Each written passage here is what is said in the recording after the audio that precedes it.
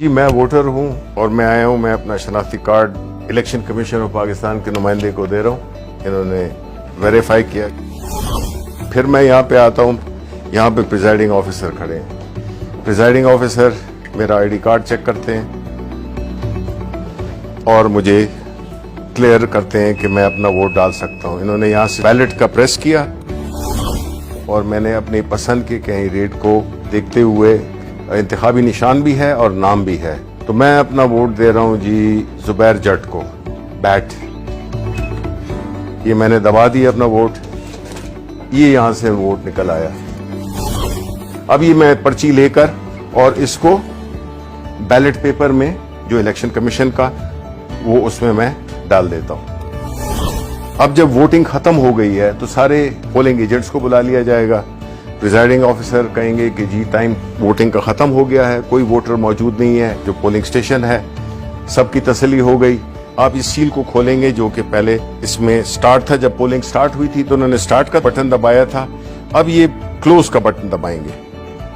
अब पोलिंग बिल्कुल बंद हो गई। अब अगर ये भी करना चाहें, स्टार्ट का बटन भी दबाना चाहें दोबारा, तो ये नहीं कर सकते। अब कंसोलिडेटेड रिजल्ट्स चाहिए तो प्रिजाइडिंग ऑफिसर फिर आप दबाएं रिजल्ट्स। ये रिजल्ट्स में और ये आपकी उसी वक्त आपके पास पूरा जो भी कैंडिडेट्स थे, यहाँ पे चूंकि जुबैर जट को एक वोट पड़ा था तो सिर्फ उनके आगे एक वोट लिखा हुआ है, बाकी किसी का कोई वोट नहीं था। ये जो लिस्ट है इसमें प्रिजाइडिंग ऑफिसर साइन करेंगे और उसके बाद जो भी पोलिंग एजेंट्स हैं वो साइन करेंगे।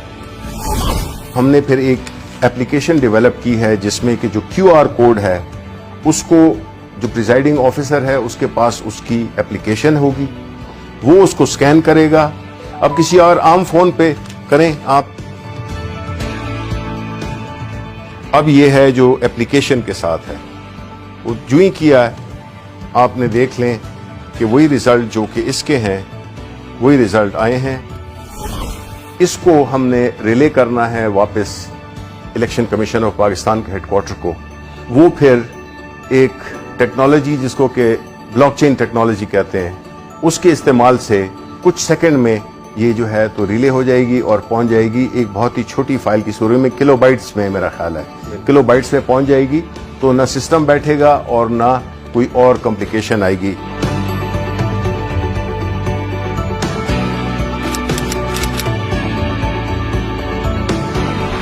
अगर कोई ये कोशिश भी करे कि वो उसी तरह का वोट पहले तो छपवा नहीं सकता, लेकिन अगर छपवा भी ले तो वो वोट इसलिए काउंट आउट होगा क्योंकि हर वोट के ऊपर एक बार कोड है। वो बार कोड जब आप स्कैन करते हैं तो वो आपको सिर्फ एक इंफॉर्मेशन देगा, सिर्फ ये बताएगा कि ये इस पोलिंग स्टेशन का बैलेट पेपर है। तो हमें जब पोस्ट ऑडिट इलेक्शन किसी को एतराज हो सकता है तो तब भी ये इंफॉर्मेशन के टाइम और जो पोलिंग स्टेशन है सिर्फ उसकी इंफॉर्मेशन होगी जो कि सबको दिखाई भी जा सकती है।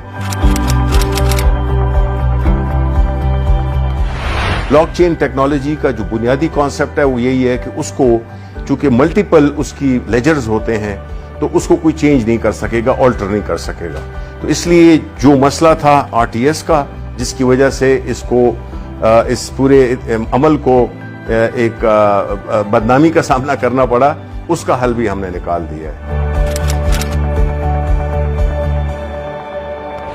जब एक वोट डल जाए तो ये मशीन डीएक्टिवेट हो जाती है और जब तक के बैलेट का बटन न दबाएं प्रिजाइडिंग ऑफिसर, वो जो इजाजत थी वो एक ही वोट के लिए थी।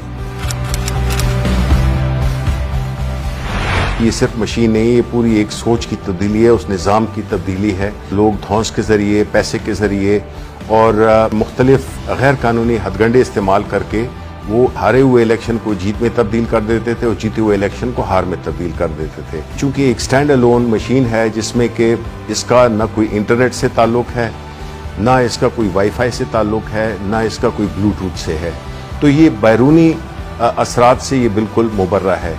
दूसरी बात यह है कि इस मशीन में कोई ऑपरेटिंग सिस्टम नहीं है, जिसकी वजह से इसमें ना बग्स डाली जा सकती हैं, ना इसको हैक किया जा सकता है। जो कोई बदउनवानी हो सकती है या कोई शैतानी हो सकती है कि कोई इसमें एल्फी डाल दे बटन्स में, तब भी इसकी मशीन की परफॉर्मेंस में फर्क नहीं पड़ेगा।